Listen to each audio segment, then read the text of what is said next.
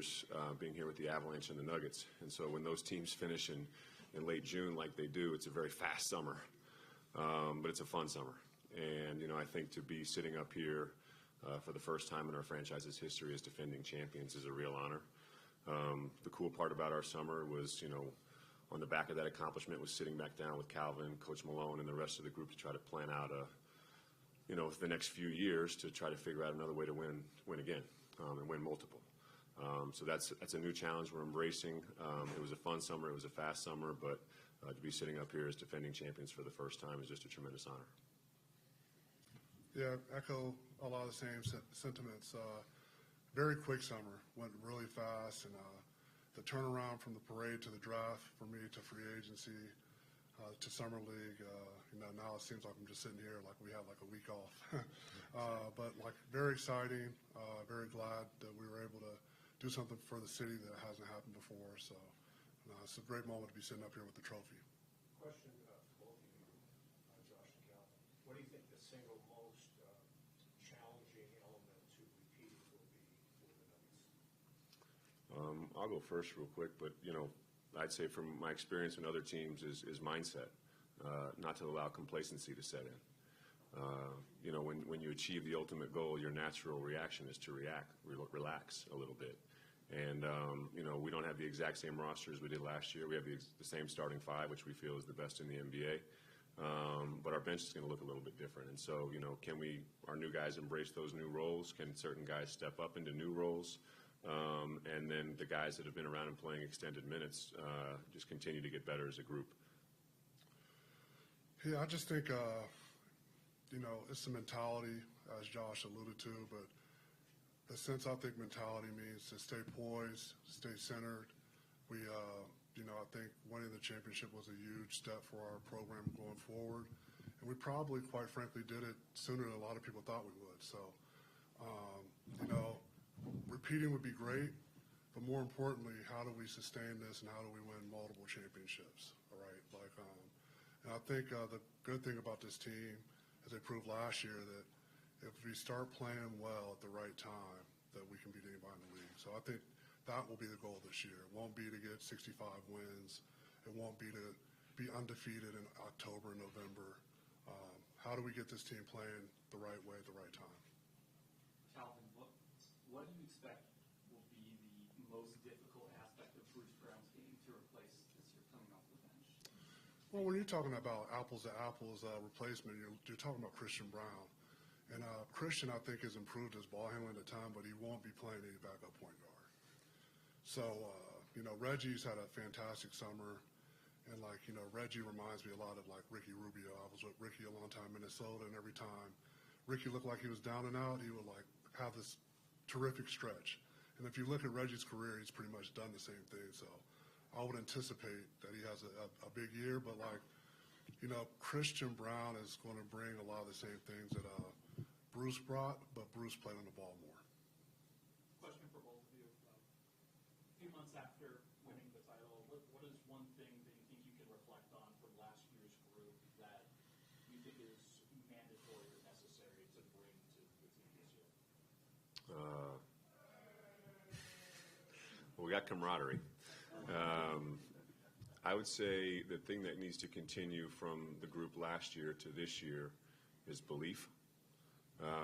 First time you do something, there might be a few questions in the back of your mind whether can you do it. I saw a change in mindset collectively at a certain point in the playoffs, and it was actually after one of our 4 losses, where our guys came off the floor and they looked at each other and they say, and just coming off of a fresh defeat in the NBA playoffs against a very good team, they looked at each other and they said, we're better than these guys. We can do this. Let's regroup and let's go back out there. And I think that sense of belief is now fully in that room. But with that belief, to my point before, you can't allow complacency to set in. So I think that that combination, along with the addition of a few new players over the course of a season, to Calvin's previous point, is to get this team playing the right way at the right time. There are some new players on the roster this year. I'm sorry, were you? Oh yeah, I was going to add to Josh's point, just continued maturation. I think we showed a maturity to finish and win the championship, but we haven't developed that regular season maturity that some of the past champions, the Golden State, the San Antonio Spurs have showed where, we're ending games in the third quarter, Nicola's icing, we're going on double-digit regular season win streaks. When taking a self-inventory of our team, I had to acknowledge that, Josh had to acknowledge that, we're not there yet. And I think we can get there this season. I think winning the championship will give us a lot of confidence, but we have to get to the point where we develop to a more mature team that approaches the regular season in a more professional manner.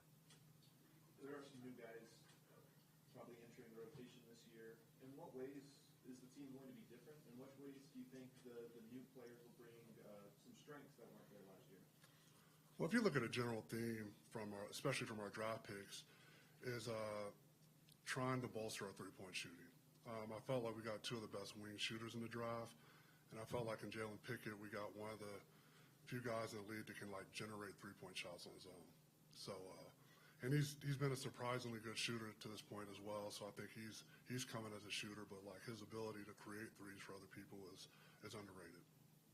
Question for both of you: how do the changes in the CBA kind of dictate how you approach building this roster going for a championship, given where you are at in the competitive cycle?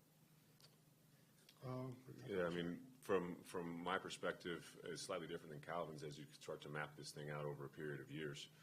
When those new rules came in last year, you had to look at them. We had to make sense of them and how they would affect us because we'd obviously designed and built our team through the draft in a very similar way to the Warriors over time. Draft well, extend your guys out, and hold that group together.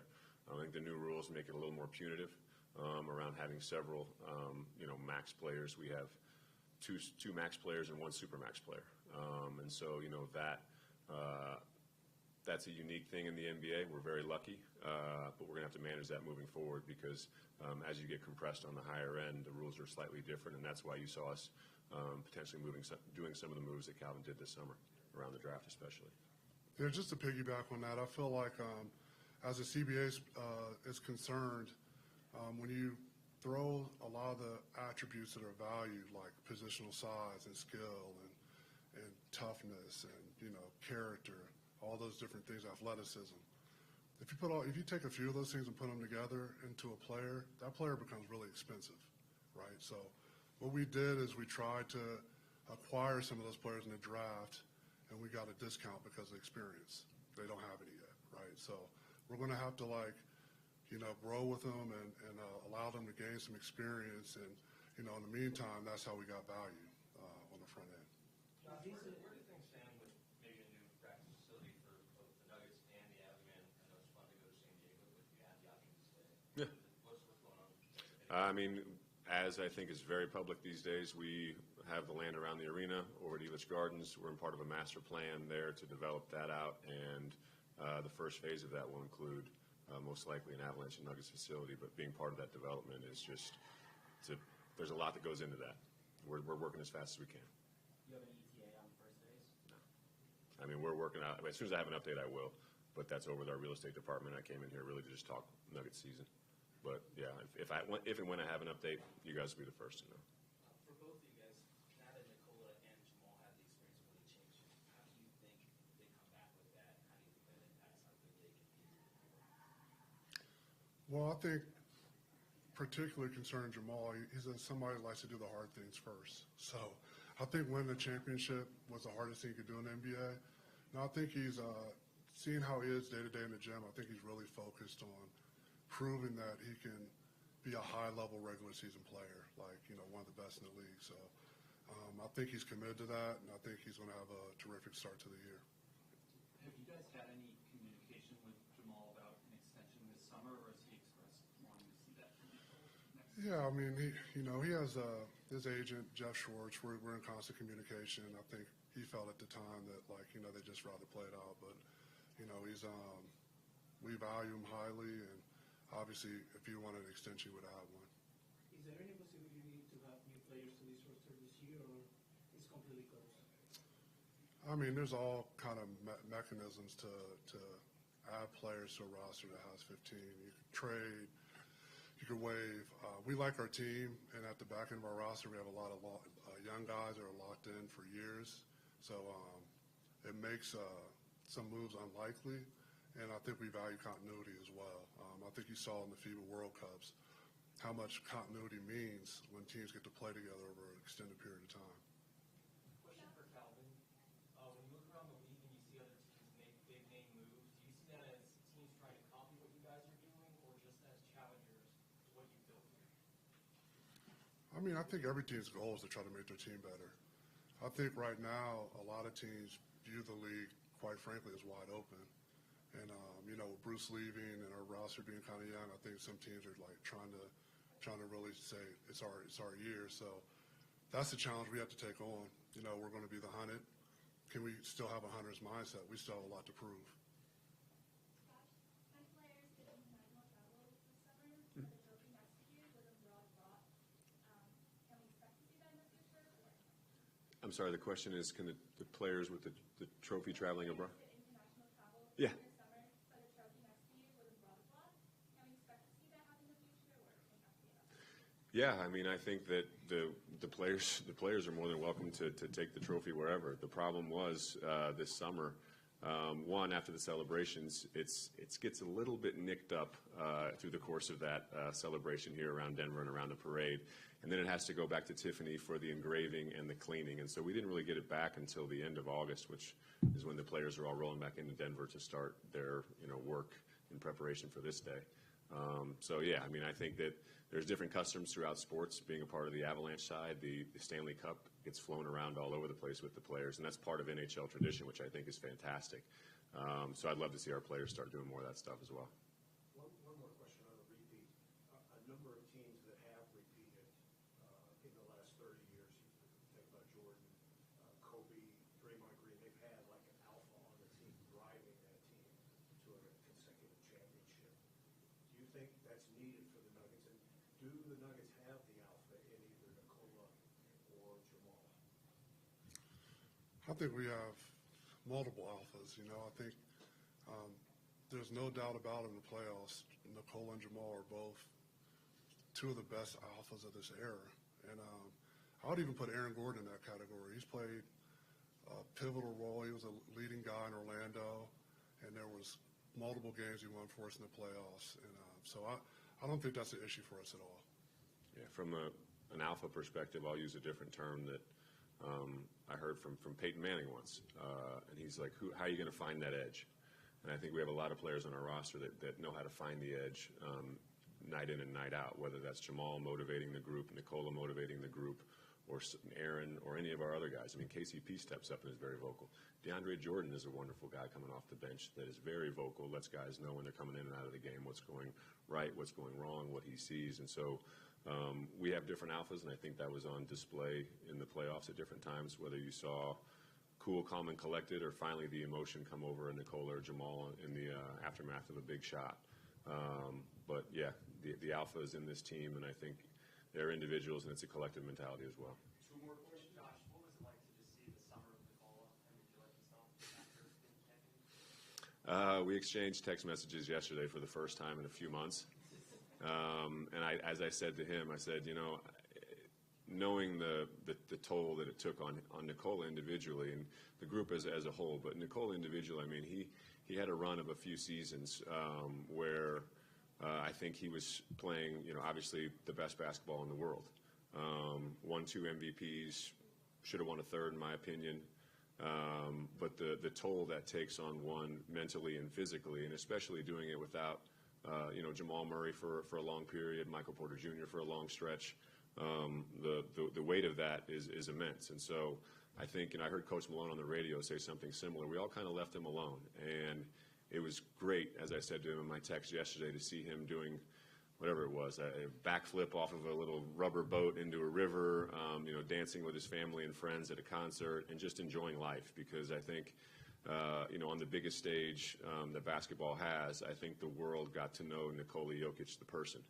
And I think he's an unbelievably special person. And for him to get away from basketball, be with his family, and reconnect with, who he is fundamentally, I think, is only going to be a benefit for, one, the Nuggets, and two, for basketball as a whole, because he comes back fresh.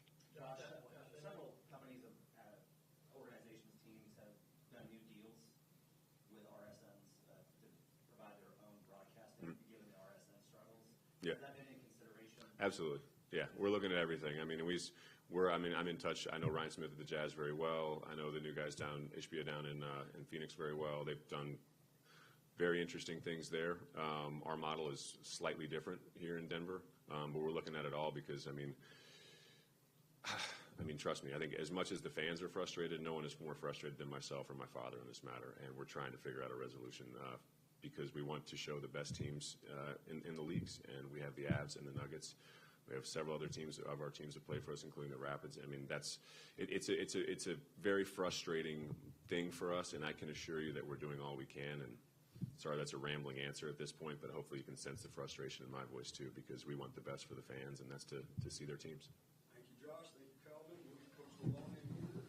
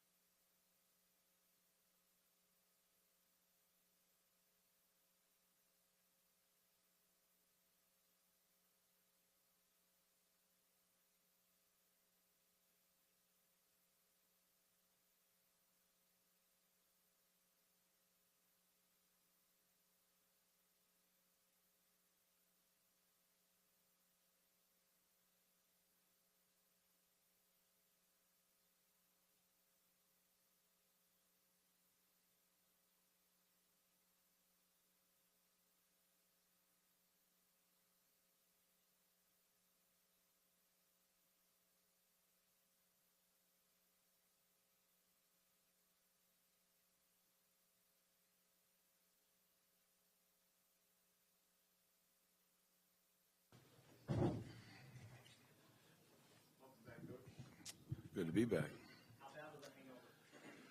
What hangover? I don't remember anything.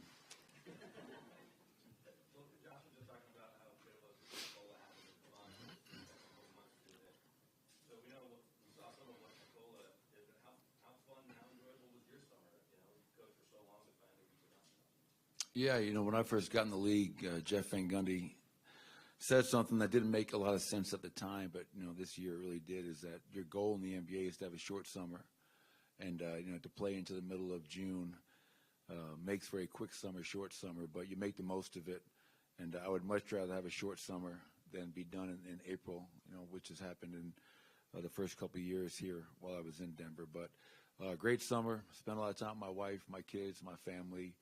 And, got away a little bit, but, today is the start of a new season, a new challenge. And we understand what's at stake. We're going to get everybody's best 82 games this year. We've gone from being a team that has been hunting the teams in front of us to now we're going to be the hunted. And hopefully our guys understand the responsibility that comes with being a defending champion. And there can be no off nights because we're getting everybody's best 82 times this year.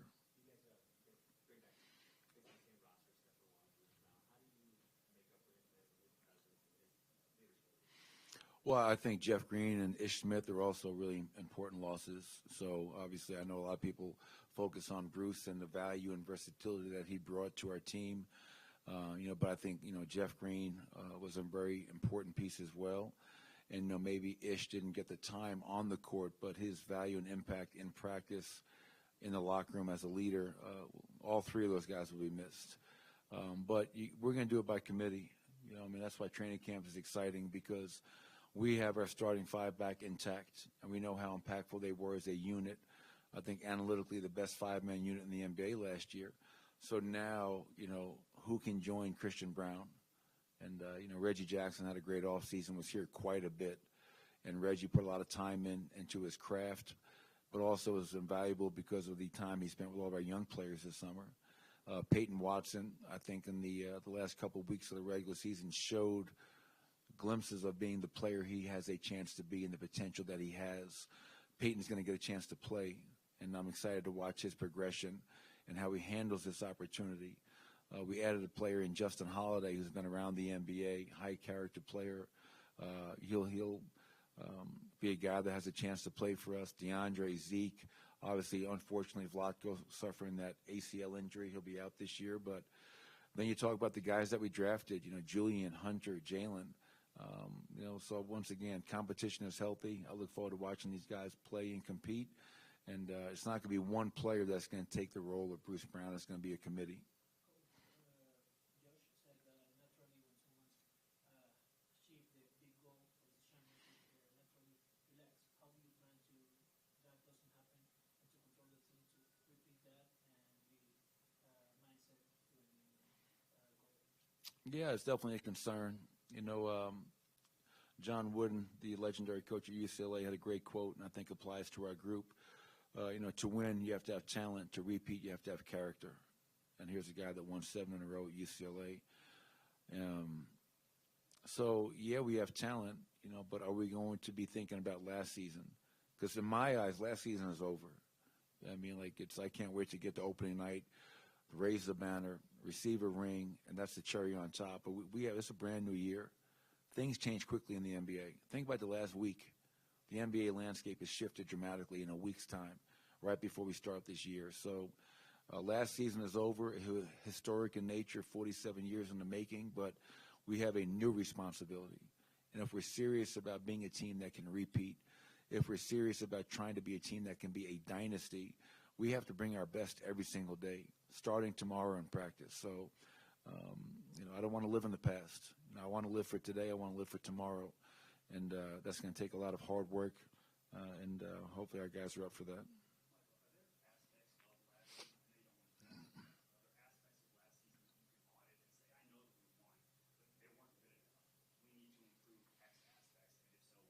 Oh, no doubt. I think for us, Mike, you always have to, it'd be poor judgment to go in this year and say, hey, we're the champs, we're good. So when I think about the areas that we really have to improve upon, number one is really weird. 2 years ago, we won 25 road games, a franchise record, I believe. Last year, we won 19 road games, and that was 11th best in the NBA. And I know that we were the number one seed, but I don't want to be a team that's below 500 on the road. We have to find a way to be a better road team. And how do you do that? Well, our defense. We were 15th in defensive efficiency.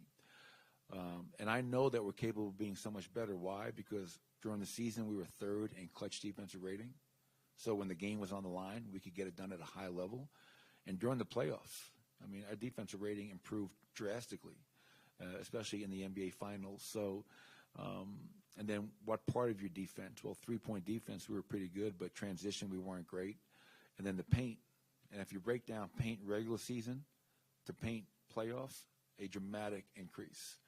And the last thing I would say, Mike, in terms of the key areas of focus and improvement would be we're always going to be a team that probably turns the ball over more than others because just the sheer number of passes per game that we employ. That's who we are. That's our style of play.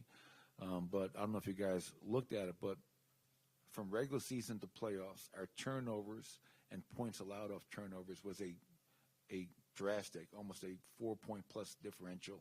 And that is huge, especially in the postseason when it gets to be a slower game and a more possession-by-possession game. So, there's always room for improvement, and those are a couple of things that, for me, are probably most critical to our success. If we're going to put ourselves in position to be a team that can repeat, you have to be a better road team, a better defensive team, a team that does not beat itself with turnovers. Coach, last year, Jamal Murray, Michael Porter just came back from injuries and long absences. This year, they're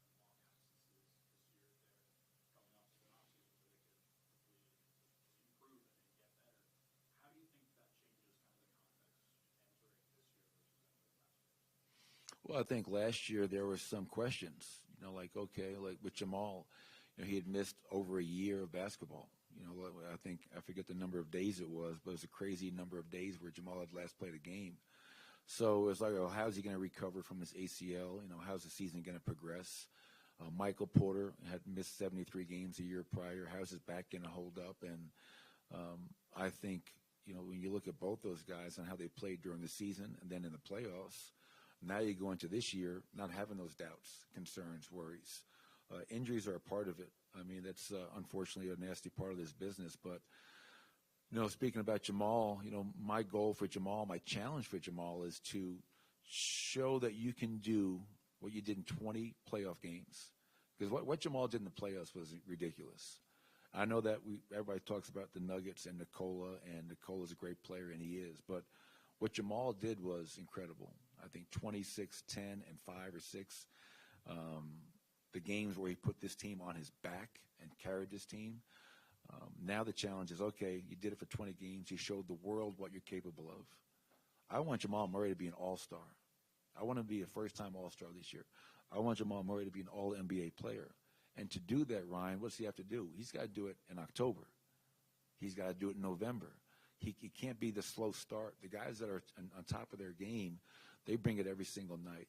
And I think if Jamal can kind of continue to play the way he played during those playoffs and get off to that kind of a start, that'll be so impactful for our group. But also, I think, continue to, showcase his ability and the fact that he is an all-star and all-NBA talent. Michael, the league has made a lot of changes regarding rest management and changing to awards just in time for the league to try and repeat. How does winning the championship kind of change your approach to the regular season? And how do those kind of rule changes maybe impact how you're going to approach those things as well in terms of keeping the team in the right spot for a run? Yeah, I mean, obviously the NBA is always trying to find a way to get the best players playing. And why? Well, because we want people to tune into their TVs and watch. And they're going to watch when the best players show up every night and play. For us, I think just trying to do the things that we've done in the past, take care of our players, but understand that we have an obligation to put our players out there when they're able to play. I think having the number one seed and having home court advantage is real. I mean, that was impactful for us. I think we only lost one home game the whole playoffs, and that was game 2 of the NBA Finals. So not that you go all in to be the number one seed and kind of win the battle, lose the war, but we'll take it as it goes. And obviously, playing into the middle of June is different than, first round, second round. It's a lot of basketball. A lot was placed on these guys' shoulders and bodies and also their minds. So, but we'll take it day by day, and we have a tremendous training staff that will continue to communicate with and figure out the best plan of action as we go along.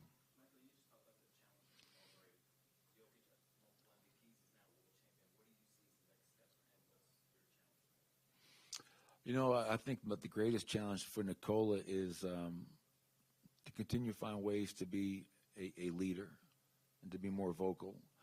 I never tell Nikola to go home and work on his lefty jump hook. For years it was growing up, handling adversity, getting in better shape, getting stronger. And, he's a 2-time MVP. He's a world champion, but there's always room for growth.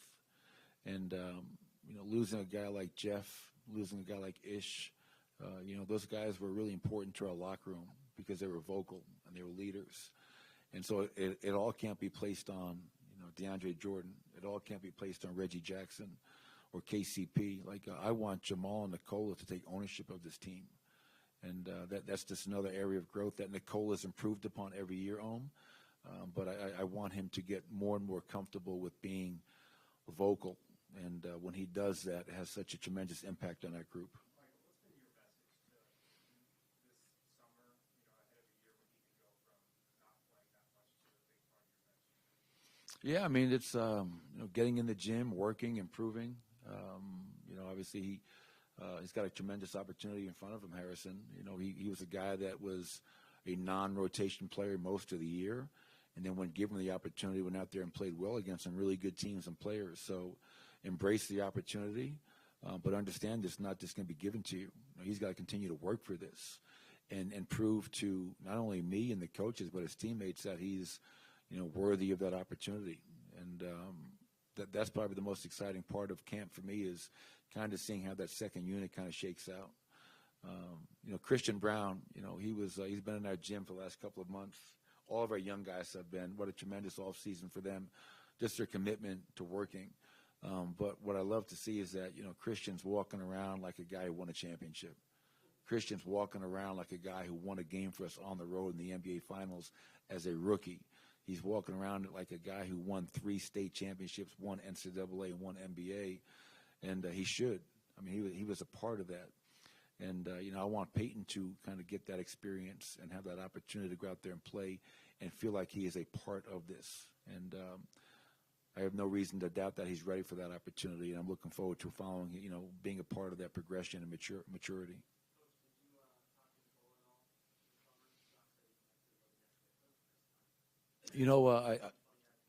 I made it a point not to be a helicopter parent. I didn't want to be, hey, I'm coming to Serbia, or I'm coming to Canada for Jamal, or I'm, going out to LA to visit, Aaron or KCP. I wanted to give those guys room. It was a very short all season, and I wanted to trust in them that they can celebrate and have the summer they had, while also making sure they're getting their work in. And I guess we'll find out tomorrow at practice, if guys have been getting any work in or not. But, I texted with guys, just to check in on them, let them know I was thinking about them, and hope they and their respective families were all doing well. But I wanted to give them the room that I felt they deserved after everything they had given to this team in this city.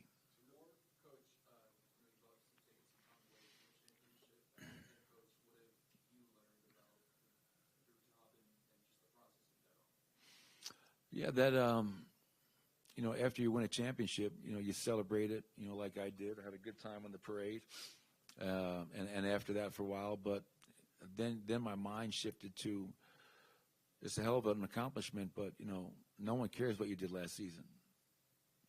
And they shouldn't. I mean, as I mentioned earlier about the NBA landscape, and how things can change so quickly. In a matter of a week, you look at all the trades that just happened and how things have changed. So, I've been trying to wrap my mind around how do I get our guys to understand that winning a championship was great, but that's over. We had success in that moment, but that moment is gone. We have a new opportunity and challenge in front of us. And that's what we've been meeting on as a coaching staff as we work with all of our young players in the gym August and September, and, conveying that to our group. And hopefully they understand that and buy into that. But, it was interesting talking to some coaches who had won a championship before, and one very prominent coach said to me that he still hasn't realized that, like, he's won a championship, and kind of you always question yourself, well, how can I be better? How can I do a better job leading this group? Because after you win it, it's even that much harder. And I'm excited about that. I really am.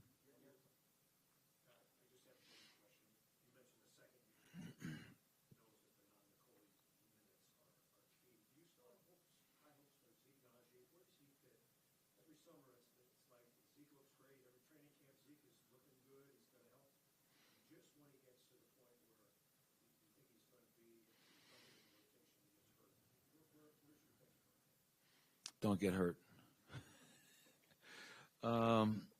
Zeke he's incredible, man. What a great kid. Worker, high character, tough.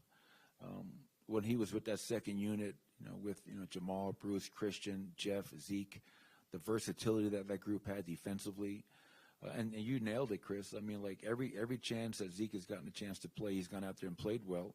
But unfortunately, there's been an injury. And it's been an injury that has caused him to miss a significant amount of time.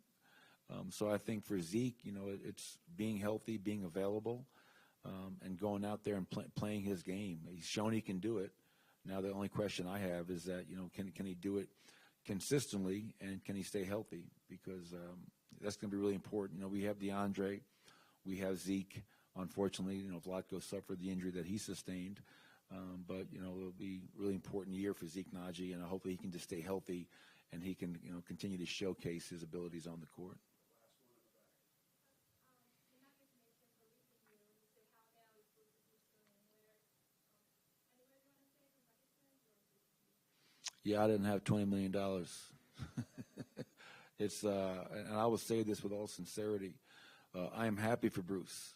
Like, I think a lot of people oh, Bruce helped us win a championship. And in doing so, Bruce got paid. And that's what this business is all about. We give Bruce a platform. He showed, he proved, and he got rewarded for it. And there's no, bad feelings about that. I love Bruce Brown and I'll always be connected with Bruce and stay in touch with Bruce because of everything he did for this city and this team. So that's pro sports. Players come, players go, but no one will ever take away that, the fact that Bruce helped bring the first championship in Denver Nuggets history. Appreciate it.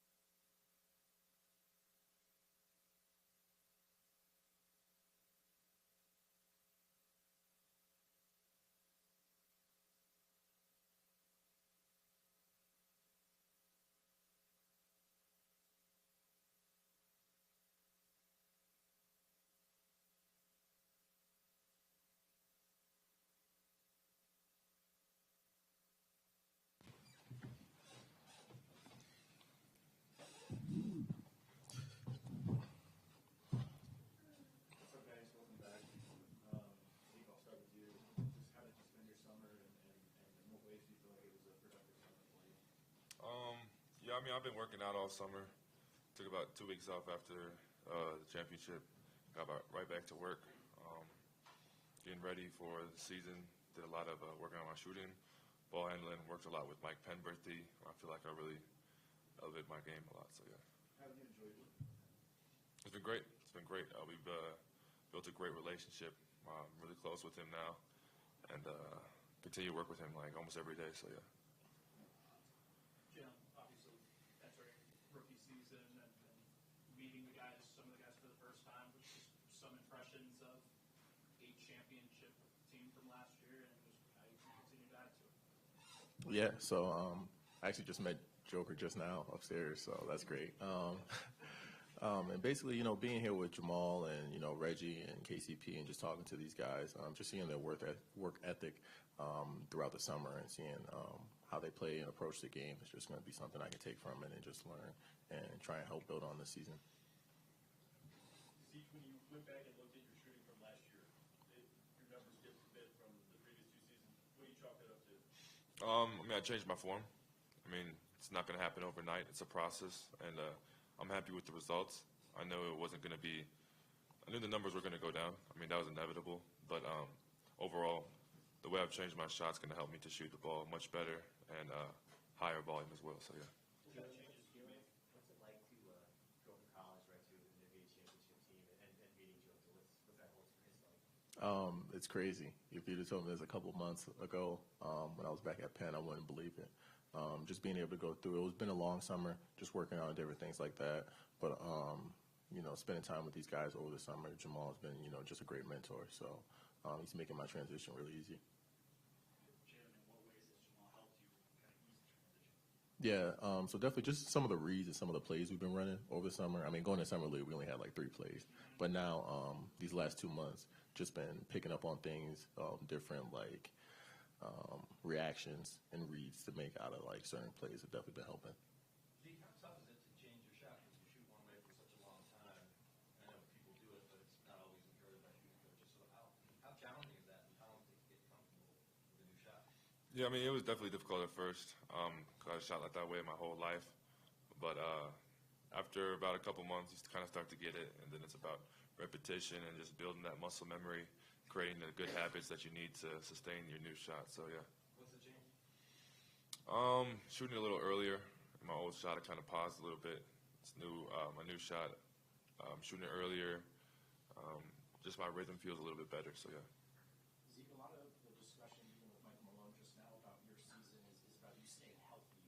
Is that something that's even under your control? Do you feel like there are things you can somehow do to try to make that a reality for you? I feel like I do everything to the best of my ability.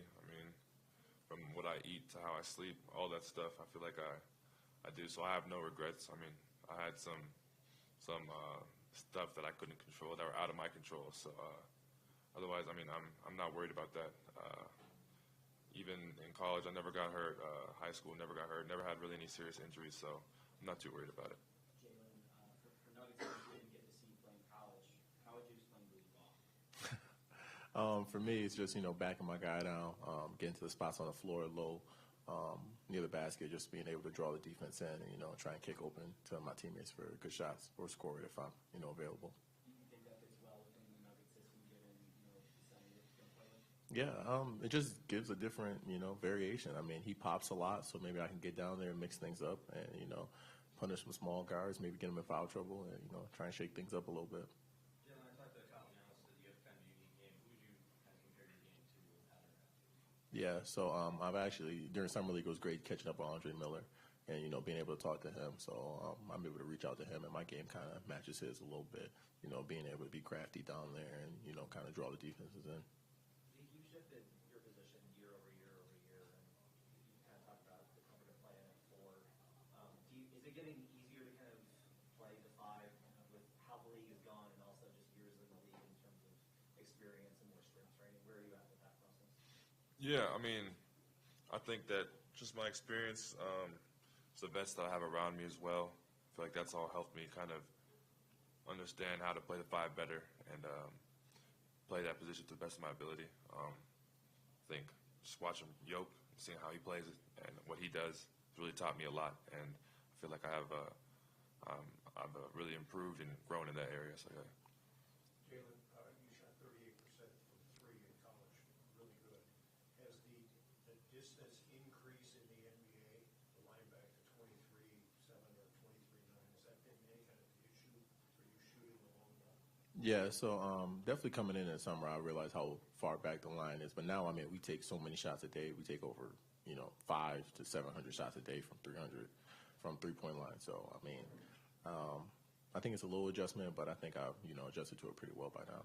500 to 700 shots Yeah. a day from three? Yeah, basically, yeah. In the mornings and at nights coming in to shoot. I mean, we just take a whole bunch of, 3-pointers. So I think I've adjusted well. Jalen, what has Mike Malone and Kevin Booth's message been to you so far and throughout the summer? Yeah, just get adjusted, stay the course. My time will come, when I play, just come in, guard, and, do what you do.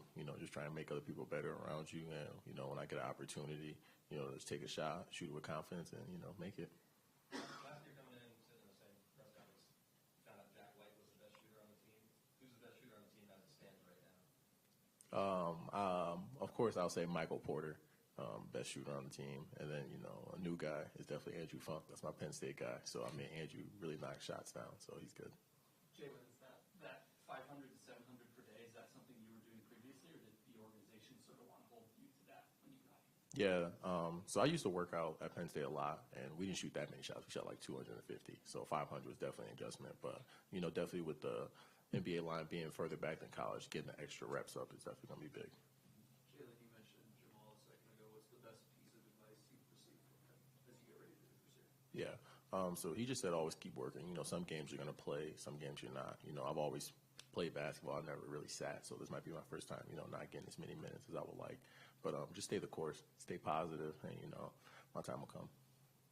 Zeke, I think one of the things that when you talk about transition from playing a 4 to a 5 is just why that position is so different. So when you think about transitioning to playing 5 full time, what do you feel like the biggest difference is playing at an NBA level between a 4 and a 5 for you? Well, the 4, usually in the corners more, usually spaces out, playing on the perimeter more. And then the 5, say he's in a lot more pick and roll actions. And the clocks, he's going up to set a screen for the point guard, try to get him open. I'm running drags and transition, really rolling and being a facilitator when he catches it on that roll because the defense is going to shrink in. So I feel like there's more, I don't know, it's really it's kind of a different play style, so yeah.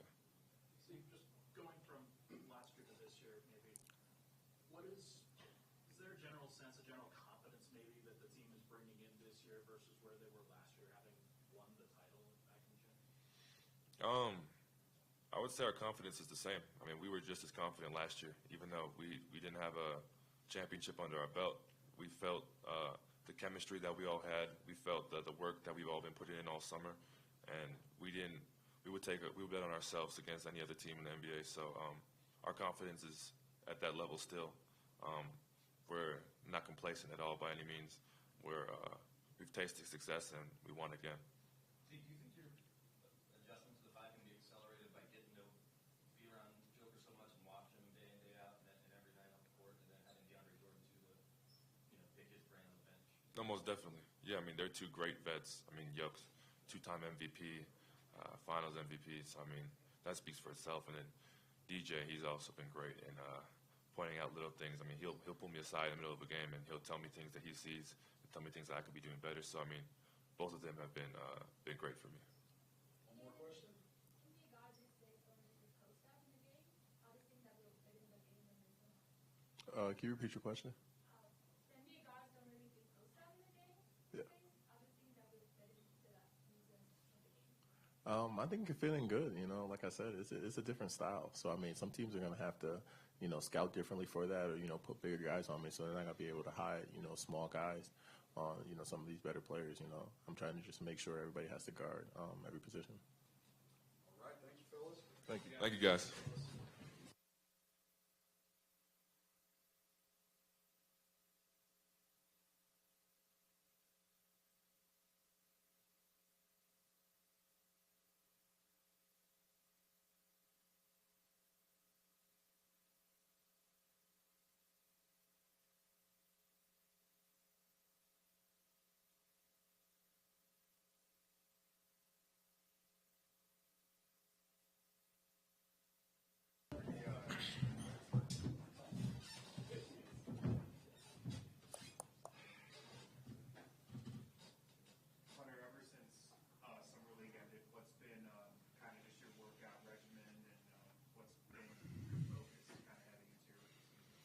Yeah, well, I've been here the whole time.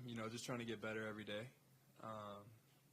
and just trying to improve all aspects of my game. So. Braxton, what brought you to Denver? What was kind of the steps that brought you from where you were to now being in Mile High? I did summer league with Dallas. It was a good opportunity with them, good organization. Got the call from Denver after my last game in Dallas, and I was like, yeah, let me just go ahead and sign with the team. And it's been a great experience ever since then. So. Hunter, what's your communication with Coach Malone and the organization about sort of what they want your role to be and what they sort of expect? Yeah, well, right now I'm just trying to, soak in everything I can, learn as much as I can, and just try and continue to get better. We haven't really talked about a specific role or anything like that. So, I'm just taking it day by day. And, whenever my name's called, whatever the team needs me to do, that's what I'm going to focus on doing. What's it like to be on a team where that trophy's up on the podium with you right now? What do you think? It's pretty surreal, to be honest with you. There was a lot of talk around this time last year about how close the team was already, working out together, talking with each other, just a good energy even before camp. I know you can't juxtapose that, but do you guys get a similar vibe already this year? Guys in there working together and talking? Yeah, and I think, the thing that, from the outside looking in, that made the team so special last year that I think is very similar this year is, just a lot of unselfish guys and just guys that want to win, not too worried about individual accolades or things like that, but, just keeping winning the main thing. Hey, Hunter, we're just talking about Jalen a little bit. He said that he used to you 3-point line in college pros. He's taking like 500, 700 shots a day. How about you? Have you had the transition been like for you? Are you taking that many shots as well? I mean, I don't have a specific number, but, there's been reps upon reps that have, been put in going back to a week after the college season ended up until now. So, yeah, I mean, it is an adjustment. But I think, the reps really last spring throughout my pre-draft process are helped me really get adjusted. So.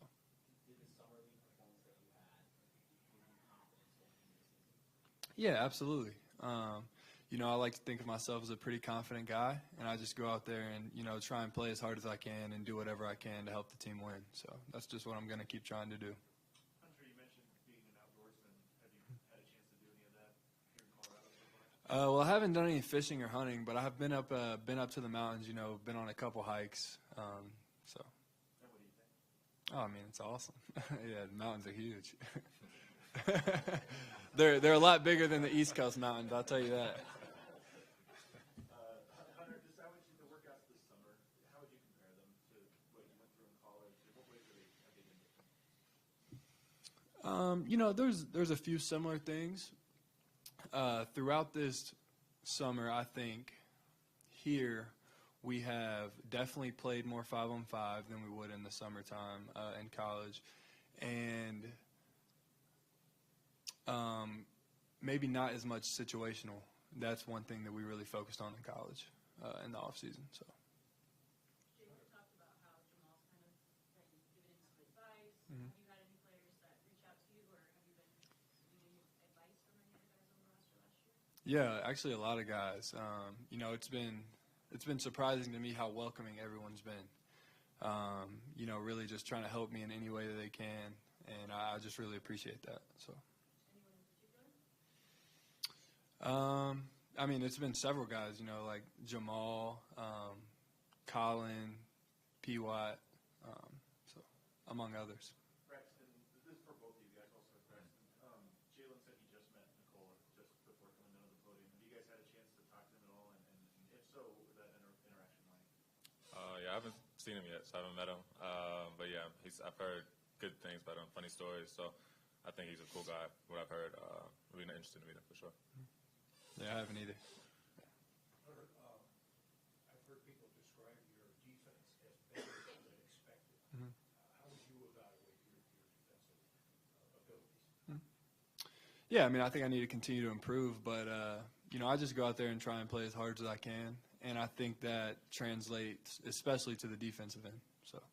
So, Hunter, when you were summer league, what do you feel like the biggest difference was between playing in college and playing in summer league?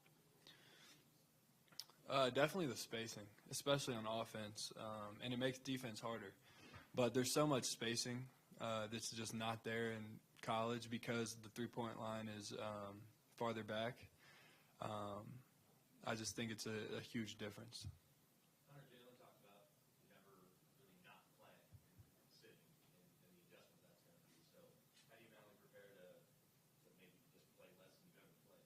Well, that wasn't my journey. Maybe that was his. But I was on the bench quite often early in my college career. So honestly, I think that's helped prepare me for maybe the role I'll have this year. So I'm just going to do whatever I can to help the team win, no matter what my role is. So. Braxton, have you had conversations with the Gold and their staff? No, I haven't actually. No. Braxton, how do you see yourself contributing to the Nuggets when you get a chance? Just with whatever they need. Defensively, I can play guard 1 through 4. Offensively, play 1 through 4. So just try and make guys' life a little easier. Like I said, guarding, rebounding, defending, whatever it might be. For both of you, what part of your game flies under the radar? For me, I just think it's, and I try to continue to improve on this, but just playmaking ability, like putting the ball on the floor and passing ability.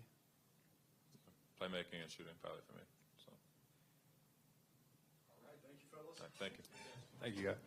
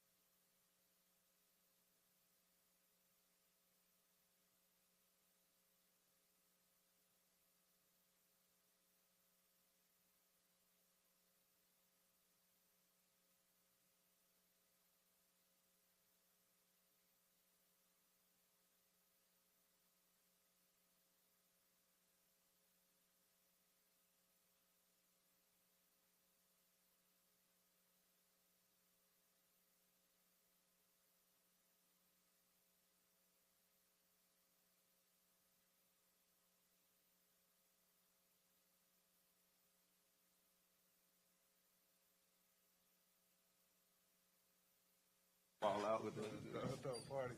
Probably would get stolen though. Somebody would. Nah. I would have had to have like 5 security. That'd be crazy. Guys, how's it feel looking at that trophy? What's your thoughts? Looks great to me. Yeah, I mean, I haven't seen this thing since that night that we won. Actually, the parade, but it's been a minute. It's good to be reunited with my baby. Facts. Facts. I mean, it looks right. You know, it looks good being in Denver. I think it's where it's supposed to be. Aaron, just tell us a little bit about your trip to Sombor and you know, what was maybe the most memorable thing you got to experience while you were out there? Oh, man, the trip to Sombor was awesome. Just going and meeting up with Yoke, working with him a little bit, just kind of experiencing his lifestyle. It was just cool, you know. Just a super high character guy. I mean, you guys know this. You guys have known him and been around him longer than I have. And what you see is what you get. You know, and that's a beautiful thing. He's congruent. He's the same guy inside and out. Every day he's consistent. And Sombor is just like it's just a beautiful town.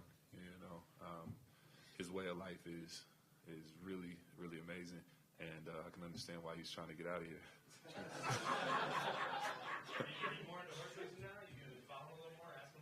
Yeah, it was cool. It was really cool. I wanted to like really up the ante and up the stakes. I was going to go bet. And he was like, "Hey, Aaron, don't jinx me." What's one thing that's really different about that lifestyle over there? Well, there's no commute. You know, Sombor is a small town. You can basically walk from one side to the other side of it in maybe 35 minutes. And it's not like that in America. Everything is so spread out. Half of your work day is commute. You know, not half, but a portion of your work day is just being in the car. So you cut that out. Food is really good, fresh.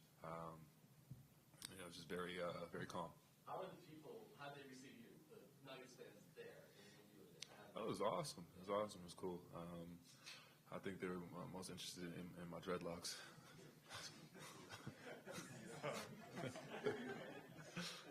Mike, how was your summer? Coming after the championship, how was your summer? How did you spend it? Yeah, it was a great summer. It was one of my more healthier summers, you know, since I've been in the league. So that was amazing. I got to enjoy it a little bit more instead of just focusing on rehab. So that was great. I went home, spent a long part of it with the fam, just back in Missouri, and then spent a portion of it out in LA. I got to travel a little bit, but overall it was a great summer. Short. Hey, Mike, Aaron, this for both of you guys. I know this is a long time out still, but I'm curious, did you watch any at the FIBA basketball championships? And if Team USA asked you, would you want to play? I think it's definitely an honor to play for your country and represent your country. I think it was so short after our championship. I don't know what I would have decided. But yeah, I did get a chance to watch it, and I was kind of surprised with how good, you know, some of those other teams are. I didn't realize, you know, how good Germany was, how good Serbia was. You know, it was fun to watch, and it was fun to watch some of my, you know, my friends play on the Team USA and do pretty well. So. How do things change after winning a championship to your approach to this next season for both of you? I don't think the approach is any different. You know, I think the rest of the league is adjusting and kind of trying to shift to figure out something to answer what we've brought to the table. I think we just do what we have done to get us to this point. Question for both. Obviously, winning the championship was very difficult. Do you feel like trying to repeat will be more difficult than that, or easier? Yeah, I've been asked this question a lot. I think it definitely will be harder. People have asked like if we're motivated, but like the good thing about our team is we still have a lot of individual motivation. You know, Aaron wants to be a first-time All-Star. I want to be an All-Star.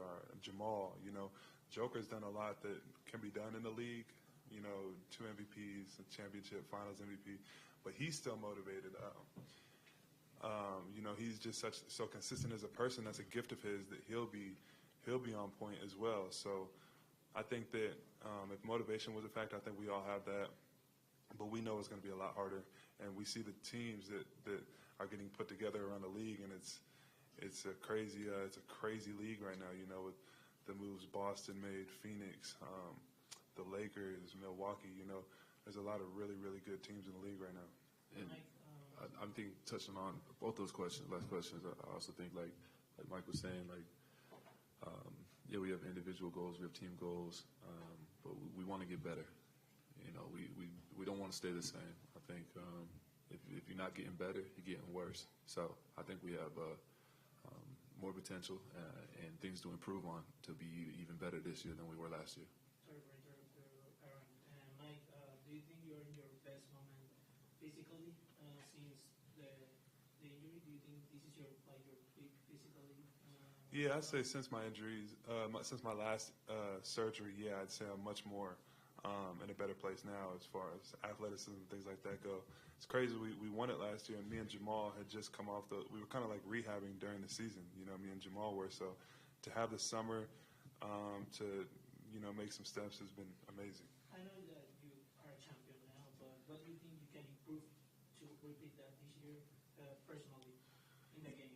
Yeah, personally, it's for sure taking care of my body, making sure I'm feeling good first and foremost. But then offensively, I would just say one of my focuses was just ball control, doing a lot of ball handling, you know, not just going in the gym and working on my shot. You know, I don't think that's going to go anywhere, you know, so I've been trying to pay more attention to just ball handling, really, and ball control.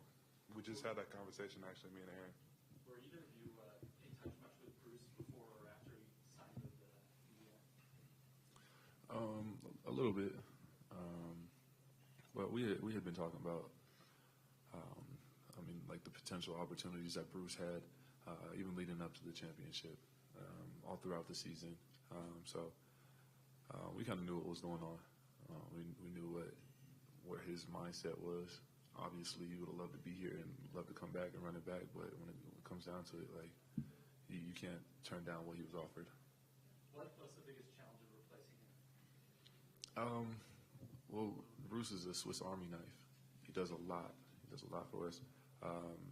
He was so good for us offensively and getting downhill and sustaining the pace when he came onto the floor off the bench.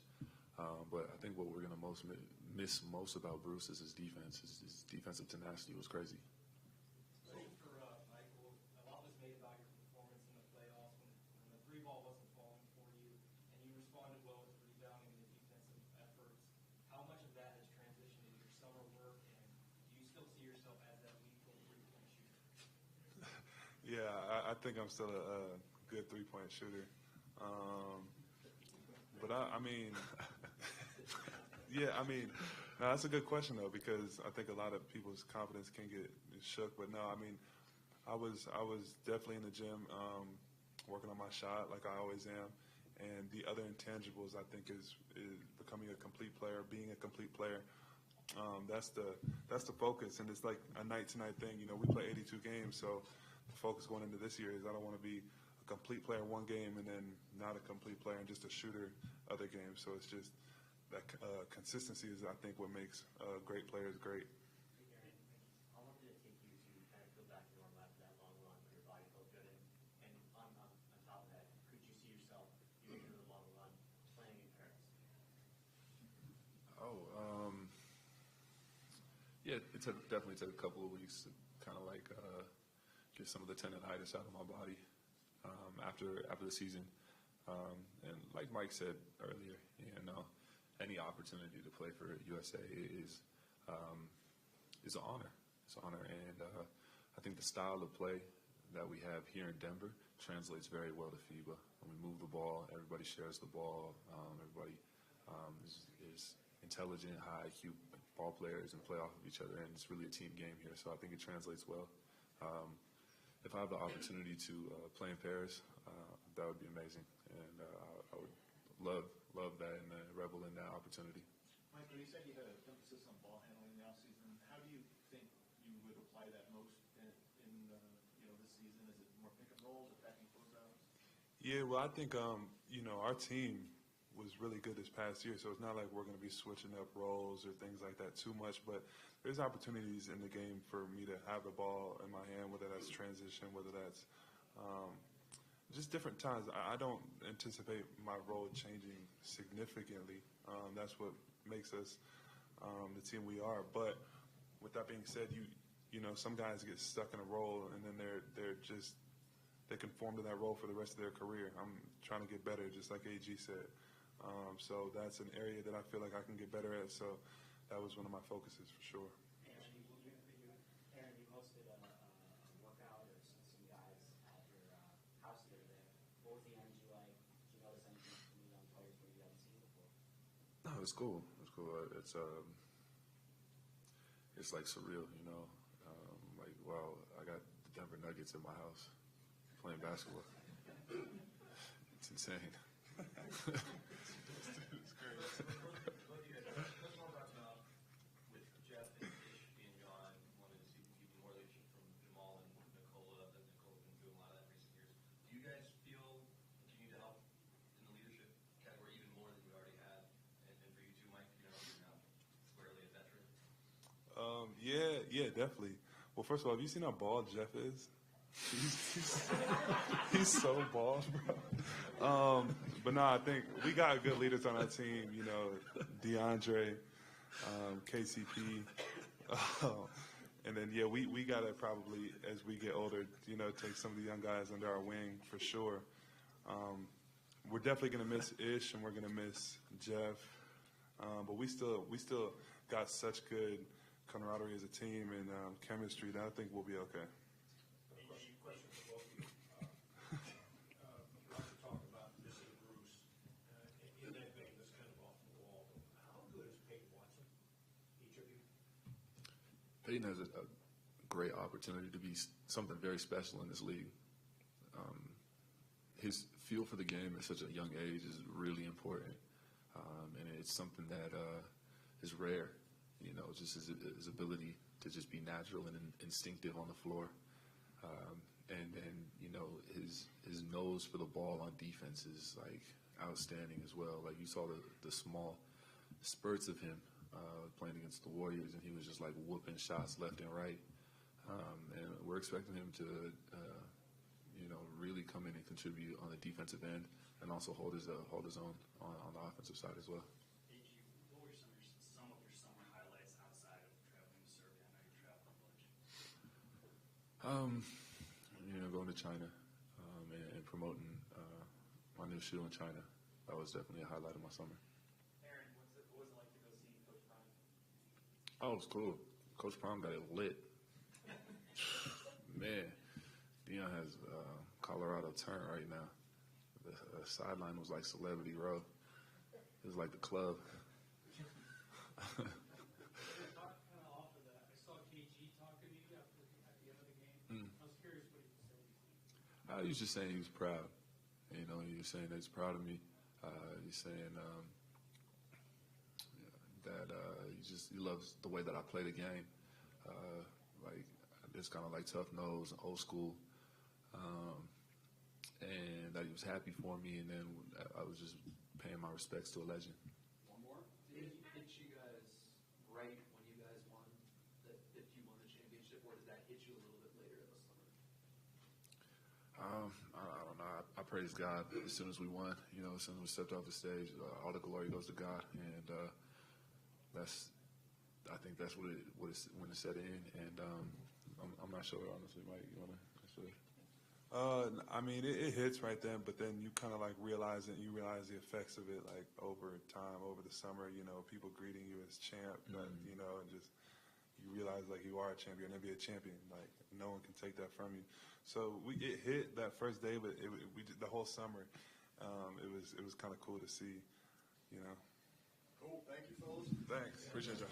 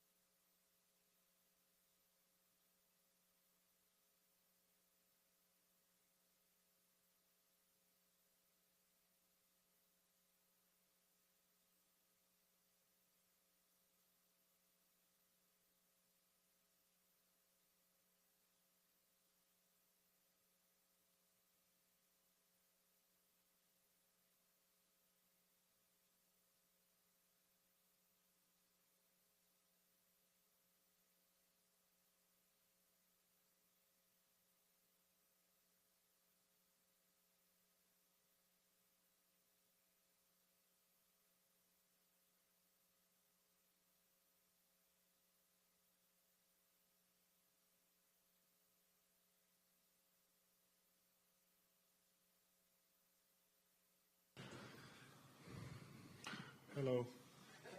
Nicole, you have a lot of enjoyment going back home, but just the most fun you've had in a Oh yeah. No, it's always good to see the guys and some new faces, some old faces. So everything is good. No, I mean back home. This is the most fun you've had for a summer. This? Championship. This past summer, the most fun you've had since you've been in the NBA. No, I think it's actually opposite. Because we played 2.5 extra month and recovery and everything, so it was good. But I had fun. Summers that I had more fun. What was it like that, Aaron Gordon out there with you? It was good, yes. AG, he asked me, can I stay one more day? I said yes, of course. I mean, we didn't do anything special. He was just with me, spending days with me. We were working out a couple times. Racetrack, lake house. Quite boring life. All last season, you had to deal with recovering from the injury and then transitioning into competing for a championship and winning a championship. What's kind of your mindset going into this season? What do you want to accomplish? Want another championship? Anything else? No, I just want another championship. Is All-Star at all something that you would get accomplished of? I would love to get that accomplished. Jamal, how challenging was it to have to make the decision to withdraw from the Canadian national team ahead of the World Cup? 2 days. 2 days. Yeah, there was 2 days. So I went to training camp. And the first day was 2 days. I didn't like it. So from that point on, I wasn't playing. No, I just needed more time. I didn't want to go from one training camp to another training camp right after the playoffs. So it was just really about taking care of my body, what was best for me and my family. Obviously, it was a shorter off season than normal, so I had to really make the most of my time, and that was just the decision that came to. And he knew that Serbia was going to beat him anyway. So. He wasn't playing, so I was like, I'm not playing. Jamal, a lot of guys have mentioned just being in here that you've taken kind of a mentorship role and that you've given them advice over the course of this offseason. Is that something that you expect to kind of happen over the course of this summer, or is that just something that just happened naturally for you? I think a little bit of both.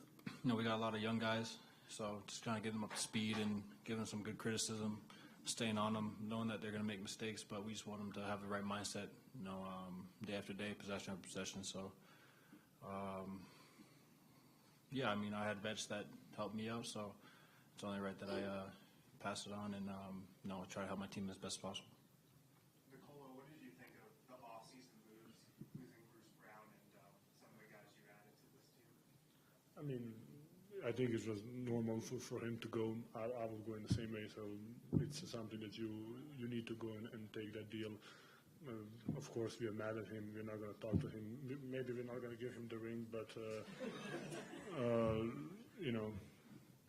it's something that it's natural and it needs to happen. But not just for him, even Jeff. But we have rookies. We have a couple new guys that can fill the role, and the guys that played last year to play more minutes or whatever. So I think we're going to be fine. Nicola, Malone and Josh both said they actively wanted to give you space this summer just to let you recharge. How much do you appreciate that they kind of recognize how much the toll and how much weight you carry, and the need to give you the room that you need to recover? I mean, they always be really respectful to me, and that's why I love the organization, and from coaches to ownership to the players. They always give me the respect, and I really appreciate it, and I can just say thank you. Does Jamal hit you or is he talking? No, we didn't talk. Only drunk calls. Question for both of you. How much will winning the championship, that confidence, carry over this year? How important is that? Will that give you a boost? I don't have an answer. You answer. No, I think it just, like I said, it just certifies our belief in what we can do and what we can accomplish, and just coming into the season with the confidence and the bright mindset that this is something we can accomplish for us, and just trying to keep a high standard for ourselves. And but I mean, we got a target on our back. A lot of teams are gonna do everything they can, grab everybody in the organization, everybody in the league on one team to try to beat us. So we just got to keep focused and stay the course. Jamal, MVP said the last season you were in your recovery season and you achieved this. So now that you are better physically, what do you think you can improve and be better as a team and in PTP? I just think we can do it again. I think that's the biggest thing, just be able to repeat and go through the adversity and ups and downs of the season. Just be ready by April and going to June.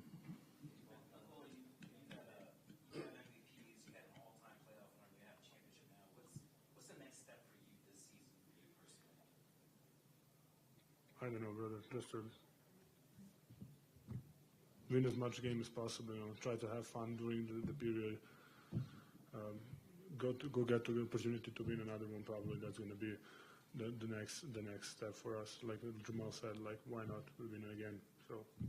Nicola, coming into this season, you have the opportunity to surpass LeBron James for the fourth most all-time triple doubles. Last season, you had 29. LeBron had 2. What are your thoughts on this? I mean, he's still playing, so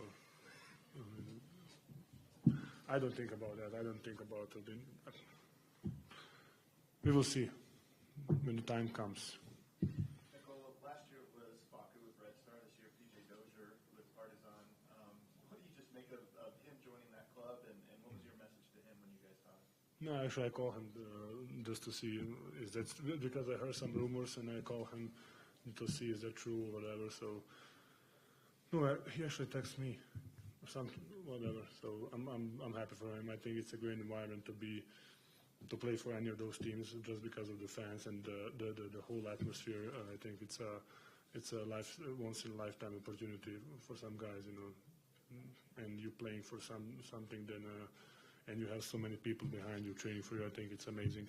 Jamal, you touched on having a target back in Cliff Malone said you go from being hunters to now being the hunted. So how does that change things where all 82 games we're going to be gunners? Just got to be the hunter. Got to be hungry. Got to have something to motivate you. And, just got to go with the kill mentality. You can't go there and lay down. So I always use the same reference. If a fighter goes into a fight and he's not ready to fight, he's going to get knocked out. So you always got to be the hunter. Well, just based on that, what do you make of all the shifting landscape in the NBA last week? All the trades, all the craziness. It's typical. I mean, it's the NBA. They're going to do what they're going to do. We just got to focus on ourselves and worry about what we got here. Have either of you guys been invited up to see Deion Sanders in Boulder yet? Would you go? You got a ticket to go to AG, went last week. So, yes, then. I didn't listen. He just answered his own question. Yeah, the team went to go see yesterday or Saturday. Yeah. I wasn't there, though, no. Nicole, do you know much about Deion Sanders? Sorry. Jamal, speaking about being a fighter, you spent a lot of time this summer with a UFC fighter. Can you tell us what that experience was like, what you learned from that, or what you were hoping to take away from spending so much time with him? Yeah, every year I try to go spend some time with the UFC guys. Developed a great relationship with some of them. So I got some good friends. If I need help, I got his brothers. I got some UFC guys. But like I said, I've done martial arts growing up, and I was trying to get back into it. So I picked up a lot, learned a lot, especially as a new learner. I feel like I'm learning like a baby, they just learn something new every day, try to practice it. You can work on a million different things. So it's a lot of fun to practice a new skill. Malone said that he wants you to play the playoffs the entire season starting October, November, December. That would be amazing, wouldn't it? Yeah. Well, so how do you, I mean, the playoffs kind of self-explanatory, so how do you ramp it up night in, night out to meet that expectation? I'm not sure I understand the question. Say it. Well, and it's something you're not trying to, but I'm saying, what do you think it'll take to have that same output in October, November, December? He's playing more minutes rather than playoffs. You play 45 minutes a night in the playoffs. It's easier to accomplish those goals. I'm probably going to start the season playing like 32, Ryan, around that? Yeah, around that. So we'll be eased into it. He's not going to average a triple-double in the first game. It's going to happen. I'm going to try and ramp up so I can do what I do in the playoffs. You guys know what I do in the playoffs. So hopefully we can, by that time in the playoffs, when that matters, we'll be there. Jamal, what is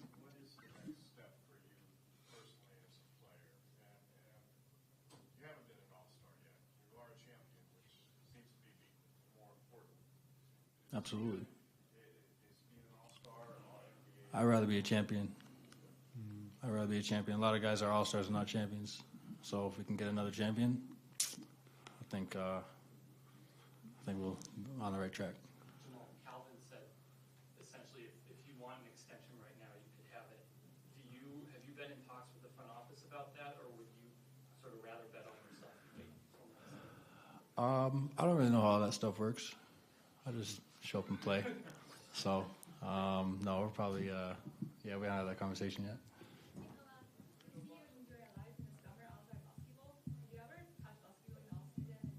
A couple times, not much. No, he didn't. Second place in the FIBA World Cup. They beat Canada, huh? How do you prepare for next year to be with them and to improve the team with them as We don't know, my friend. It's a long time from now. It's literally 1 year from now, so I don't know what's going to happen. So we will see. So more questions. You talked about finding motivation. I'm curious if, for you personally, what role does outside noise play in motivation? Do you listen to it? Do you care about it? Anything from 2K rankings to stuff like people like Dustin? Nah, you just have to block it out. Whatever it is, you block it out. A lot of players love to see a lot of different things, a lot of different takes, whatever. But it's just about staying focused, keeping the right mindset, believing in what you believe in, putting the work in, believing in your crafts, and letting that take care of itself. A lot of people, Izzy used this line. He said, a lot of people can't do my job. I can do yours. So it's tough. You go against LeBron and Steph and Kyrie and Russ and all these guys night in, night out, and you're certain expectation level. So, like I said, just focus on us, what we can do, and being ready when the time comes in April. Colo, what's it like to just have a trophy here and kind of bring back the memories of the championship? Me too. But they didn't put our name here. On the front. There. At the base. If you turn it around, it's the bottom, very prominent on the front. They told me don't touch it. Oh, yes. Nice. Hey, kids, you got one? Go ahead, finish it. Nicola, I know you missed us. What else, other than missing me and the rest of these guys, makes you happiest about being back with this team? Just to see the guys. I think we spend with each other more than with the families probably. So we are here every day. So we just see the guys, some new guys, like I said, some new energy, some old. We miss, of course, some guys, but I think the people are making the journey interesting and fun. Thank you, Nicola. Thank you, Nick.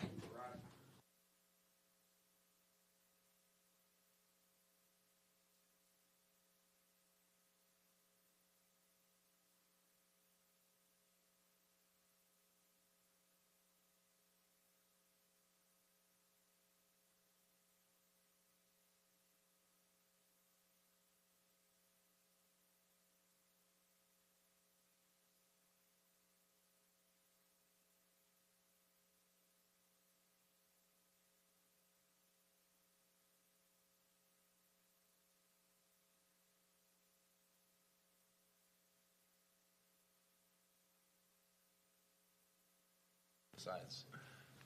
Yeah.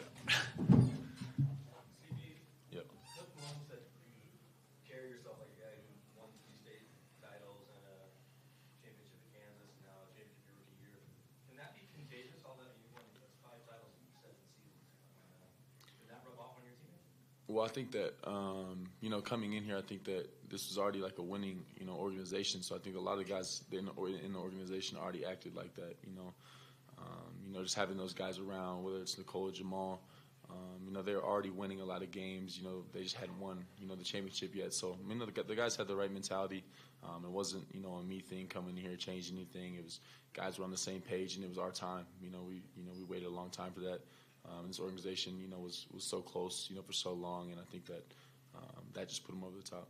For you personally, though, is winning championships easy? No, it's definitely not easy. It's not easy. I've been pretty fortunate. I think I've had really good teammates, and I've been fortunate with coaches and just situation, timing, and Obviously that helps. So I've been very fortunate with my teammates and with my coaches.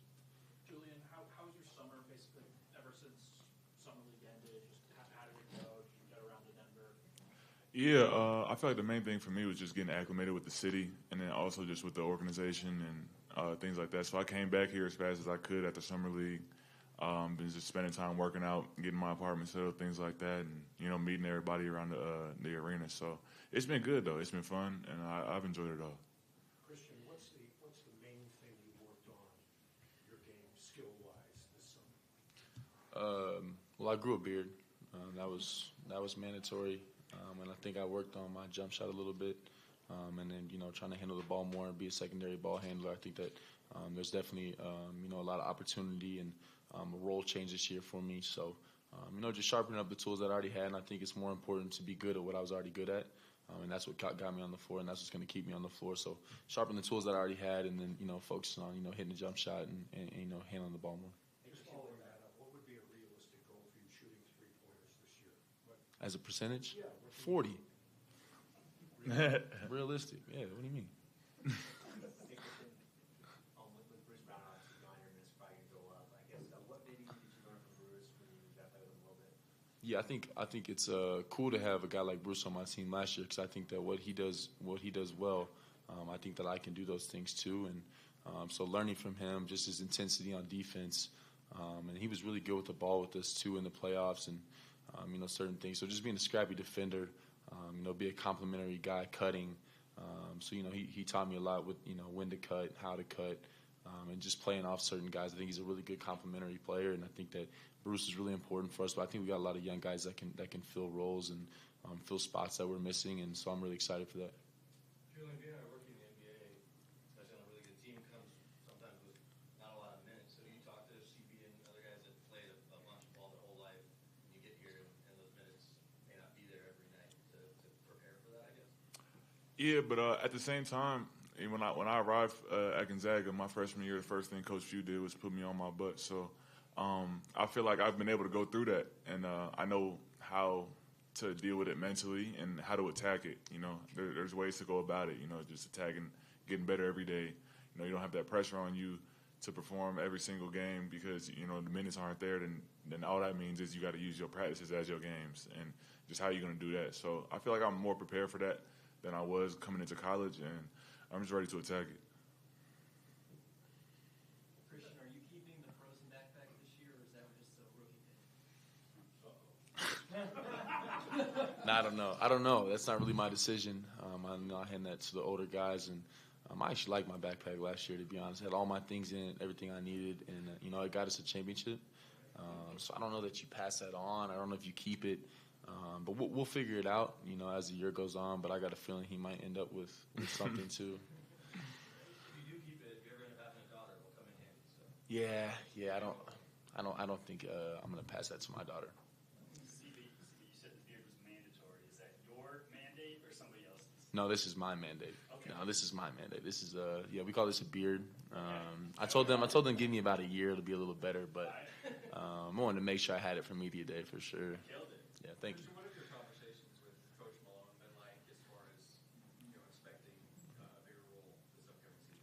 Yeah, I mean, Coach Malone was obviously awesome last year with me. There's ups and downs. And he trusted me. When the time came, and so that means a lot to me. His trust in me.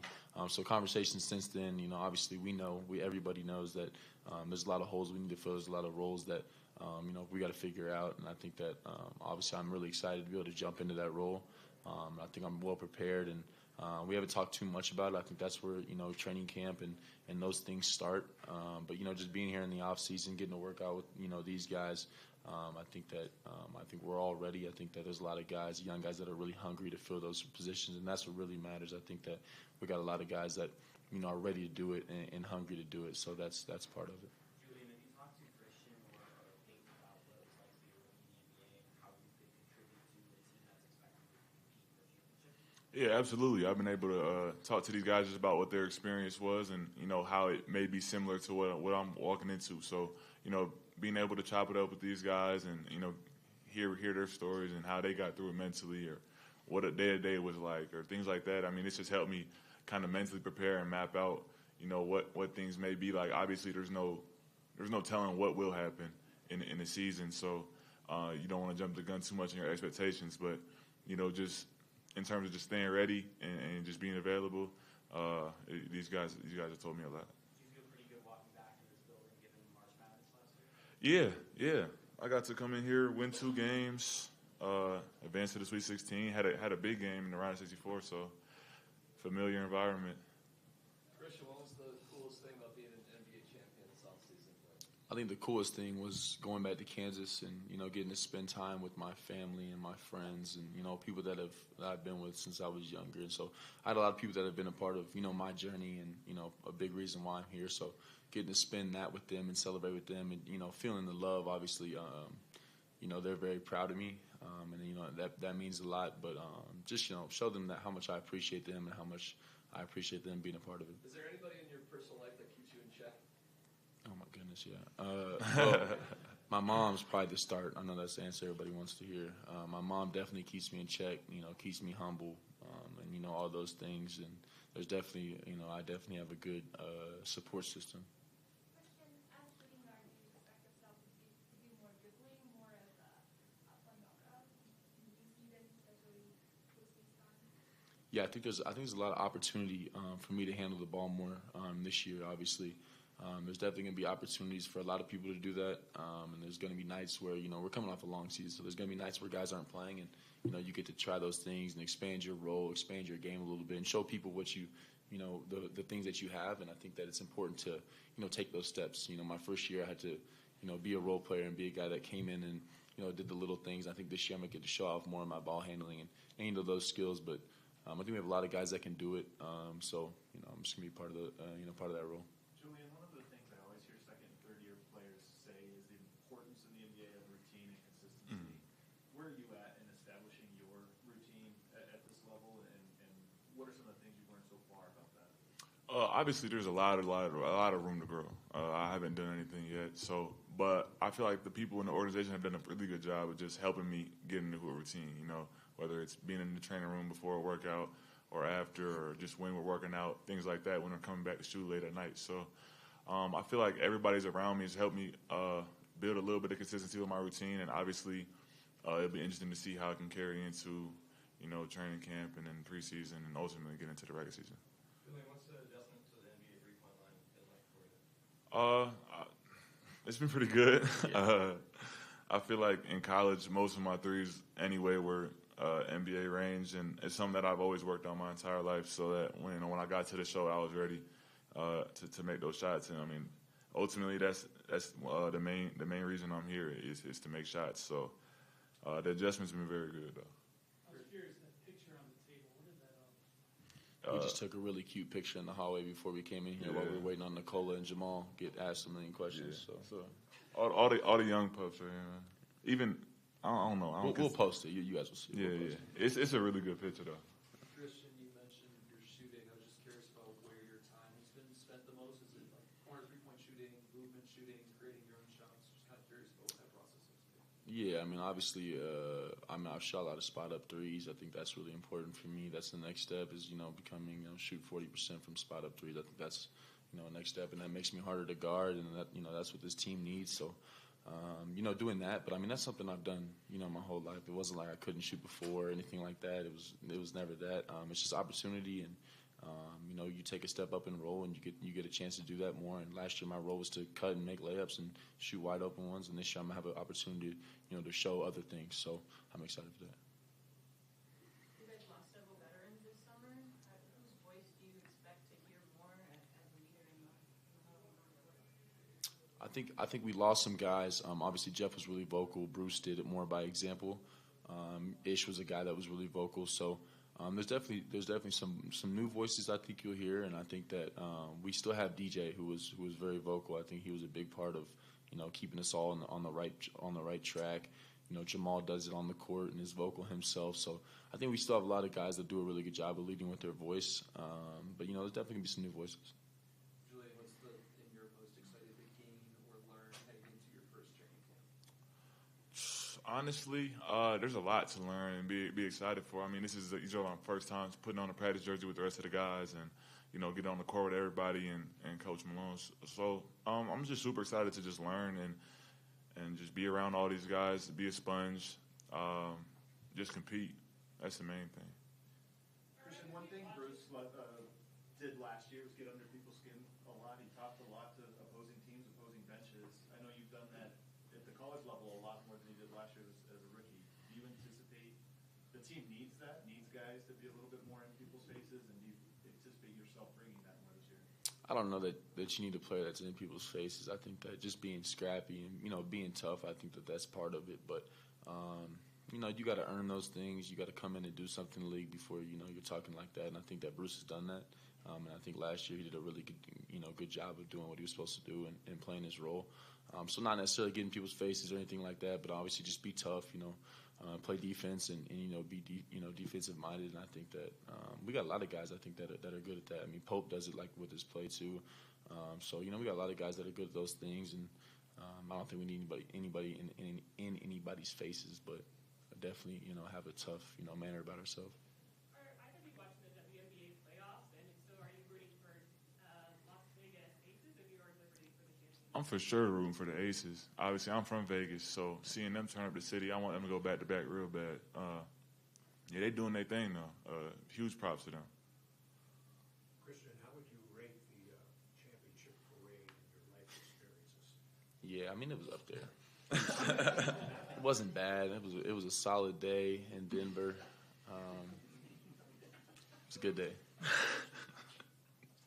Or anything else? Yeah, I mean, you were in New Orleans, you're score celebrating, so can you compare the two? I would say that they were both great. I tell people all the time, there's definitely differences in the championships. But as far as the celebration goes, I don't think that New Orleans is even close to what Denver was, and just the energy I think in Denver was so fun and so fun, cool to be around. But now that I remember, I think that Denver was better for sure. All right, thanks, fellas. Thank you.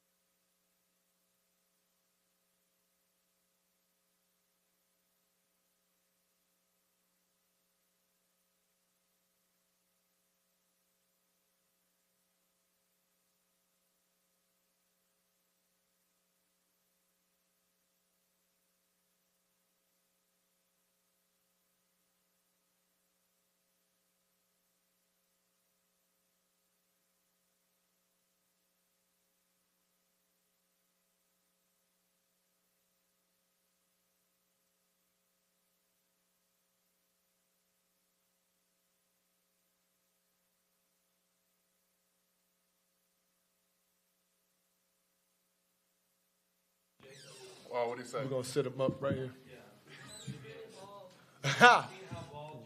Yo, he told. That's crazy that he said that. He's telling right now already. Jesus. I guess so. Says he wanted to make a phone call. I'm calling Jeff. Jeff don't want to talk to I you. mean, Rockets meeting, they're probably over with. I mean it because the time is after hours. True. It is late. It's late hours. I'm ready. He's not gonna answer. Short summer for you. Yes, it was. Getting a similar vibe to last year, guys being together already, talking, ready to get back to work. Yeah. I've been ready, man, for a while, and I know these guys have as well. The season is here. It's time to get ready to start our new journey and trying to get another championship. So this is just fun for us right here. Like we enjoy this time, just get back into the flow of things and just get ready for it. There's always changes in this league. But when you see everything that went on in the last week or 2 or 3, you feel like, hey, they're coming to get the Nuggets. Of course, you always think that when things like that happen in the summer times, we the team on top. We the team with the target on our back. So I feel like just everybody's trying to load up just to knock us down, and we're gonna be ready for that. Jay, with Jeff and It moving on, do you think you need to have even more expanded? No. I think that's going to be a collective effort. I think it was that way last year. We just had multiple vets on the team who were able to do it throughout the course of the season. However, those guys will definitely be missed. But I think that the three of us, along with KCP and other veterans, Reggie, were able to kind of instill that into a lot of the guys last year. So I think it'll be a collective effort. DeAndre, I'm not sure if all of us really appreciated, especially at the beginning of the season, just how important your veteran contributions were going to be to the team. Just speaking on that and speaking on being in this league as long as you have been, just when did you know that was going to be something you wanted to do for this group? Well, I think it's something that I've done throughout my career, not just with this group. This group, it was really important because ultimately we won a championship and it helped us win that. But it wasn't. That's a lot of stress for a person. He couldn't deal with that. I'm not. It sounds awesome. However, I'm focused on being a basketball player right now. If that time comes, then I'm sure I'll need KCP on my staff to help calm me down because we're competitors and it's tough. But you're not the first person who said that, so it's kind of like in the back of my mind. But we'll see. I mean, how much do you enjoy the mentorship part of it? Yeah, I enjoy that, and I think even with being a coach, you're still competitive. You still want to win, so I think that's just my dogs on that end, and I'm gonna miss them a lot for sure. Do you guys think some of the moves made around the NBA this offseason were specifically to try and beat the Denver Nuggets? I don't think so, but when you're on top, you're gonna always have adjustments that we have to deal with, and then teams have to deal with too. Like they still have to, guard our starting five, which we still have to. That's together, and then plus everybody that's got drafted the second years coming off the bench. Christian's. I'm really excited about him stepping into that role and picking up more minutes.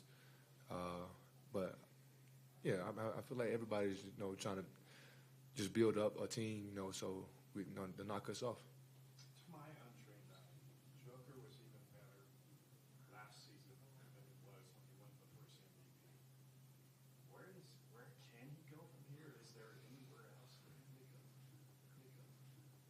go? Quote me now. He should have won his third one.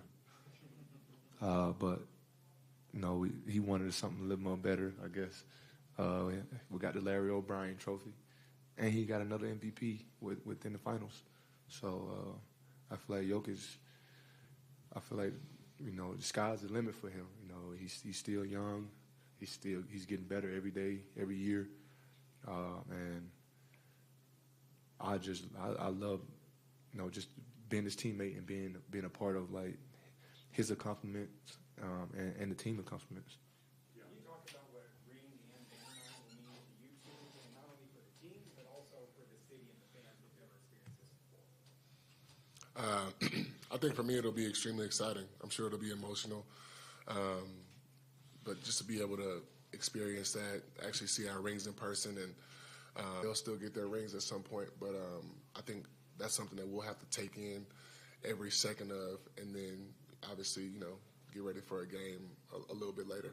Yeah. The Lakers and the Nuggets are a big conversation. Like it was during the offseason, and it's still gonna be in the new season. Any thoughts about that?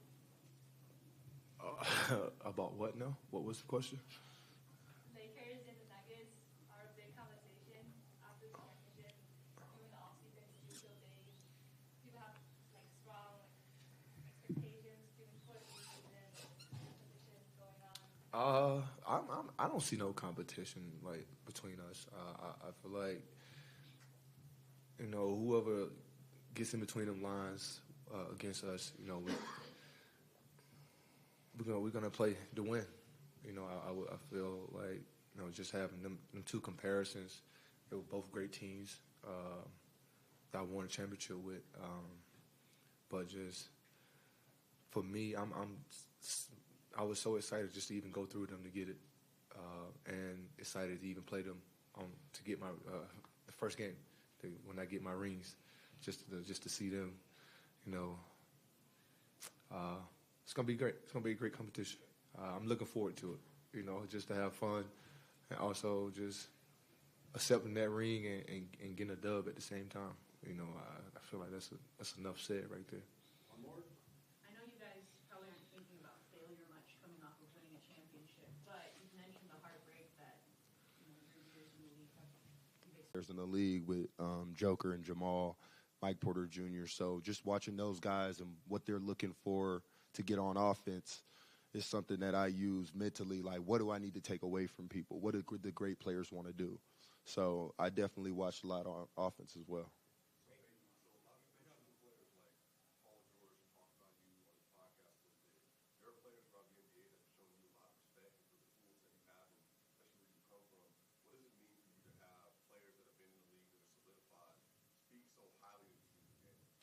I was blessed to be from Southern California in LA, where all the pros come in the off season, and because of how highly I was ranked and things like that in high school, a lot of guys reached out to me and just took me under their wing. Paul George and KD being a few of them, but it really meant a lot to me because it gave me that confidence. They thought that I was going to be a pro at that age, and just going through the whole process, even if it didn't go exactly how we had planned it, I got here nonetheless. They know what my abilities are. They've seen what I could do, and I'm only scratching the surface of what I can do.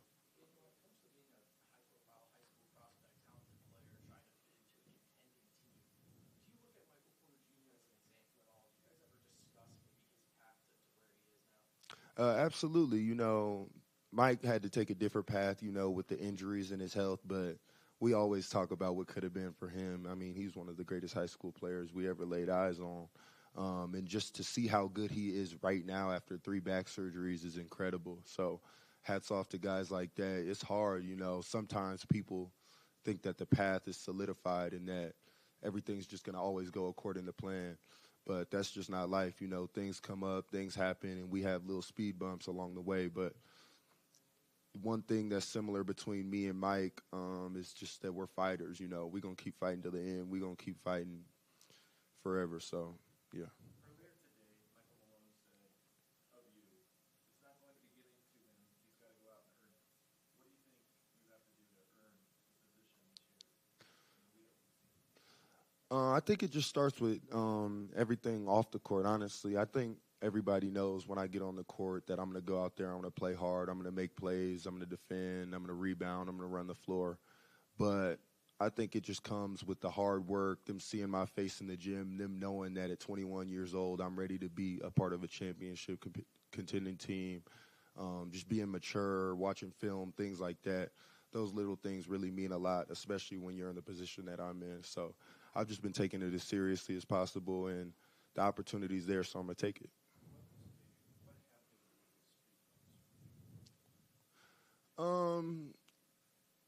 Obviously,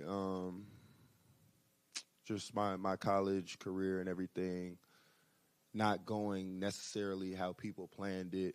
That could be something you look at as a speed bump, but for me, I just look at it as something that helped me, honestly. I've never been hungrier in my life than I have been these past couple of years.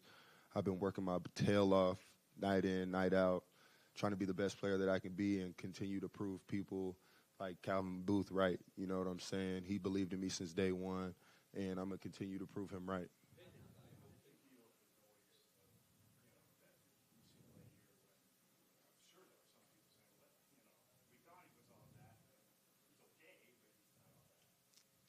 Yeah, I've never been one to feed in too much to what people say. I know who I am. I know the work that I put in. I know what I could do.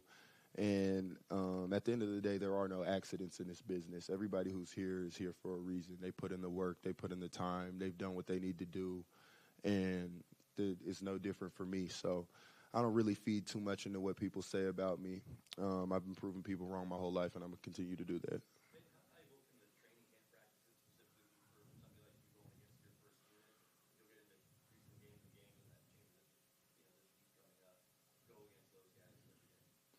I mean, it's huge. I take it super, super seriously. Even from last year going into training camp, my mentality is I don't care who's in front of me, to play my hardest, to do my best, and just show myself the best way I can. And I think I could really help this team in a lot of ways, and I'm going to show every way I can help this team in training camp.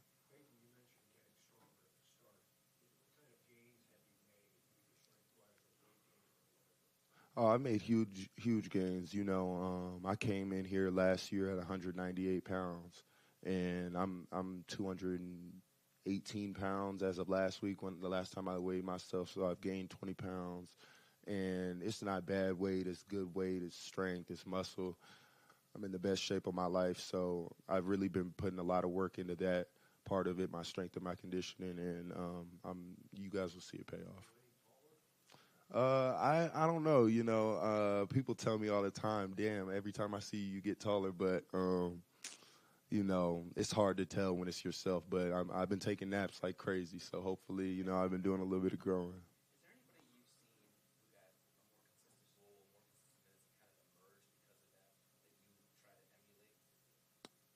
Most definitely. There's stories of it everywhere, even in guys that aren't like myself. Like, I remember 2 years ago, Max Strus playing in Summer League. And then that same year, he's in the playoffs playing valuable minutes. So there's a million examples of it, and it can happen like just like that. But it's just all about being consistent, putting the work in, and yeah.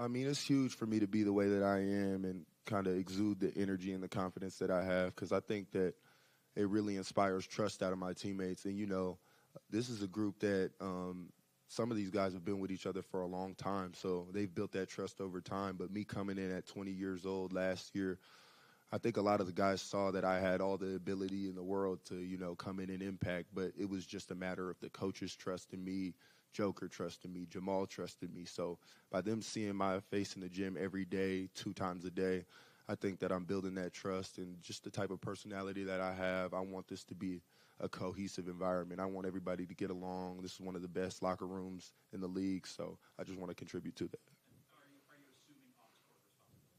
Always. I'm the man with the plan. It was huge. I mean, the energy out here is like nothing else. You know, with the Avalanche winning it 2 years ago, us winning the championship this year, and then what Coach Prime has done in Boulder is huge. And I think it's really brought a lot of people together, you know. And we're coming out, we're supporting our sports teams out here in Colorado, and that is huge for me, especially just moving in here and being a new part of the community. I want to be as involved as I can.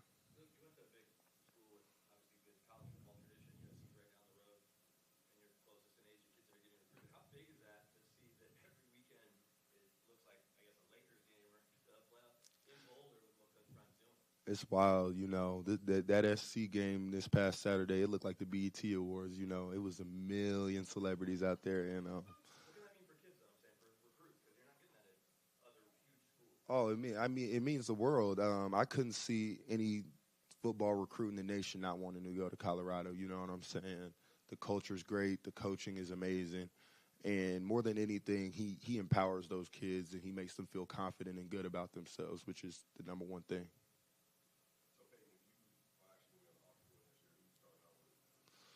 You know, man, I'm so versatile that, you know, sometimes it becomes hard to choose, but definitely you'll be hearing a lot of Lil Baby, a lot of Drake. I'm trying to put my teammates on some new rappers that I know as well. But, you know, they trust me. They trust my taste, so I'm going to do my thing. Appreciate you guys.